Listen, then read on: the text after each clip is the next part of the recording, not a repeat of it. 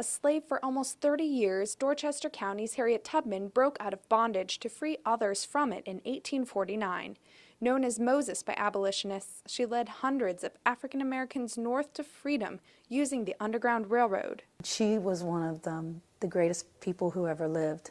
In a recent public forum in Cambridge, representatives from the National Park Service told locals about plans for a national park in her honor.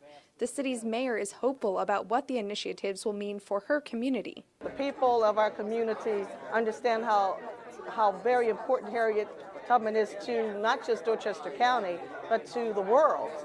And having it begin here and continue is very important for our community because it shows that a little old girl from the Dorchester County has done a great thing. Donald Pinder runs the Harriet Tubman Museum, founded in 1991. He was around in the 1960s when race relations in Cambridge were more volatile. There were confrontations which resulted in a fire that destroyed 2 city blocks.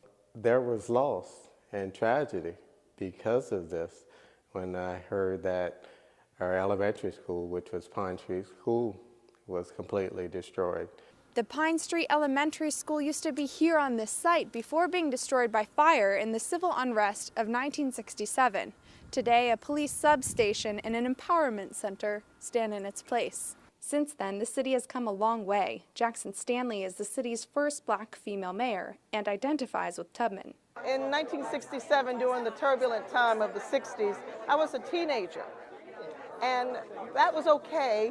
Not so much because it was an okay time, but it was an opportunity for me to learn how to overcome some obstacles and barriers. Same as Harriet Tubman.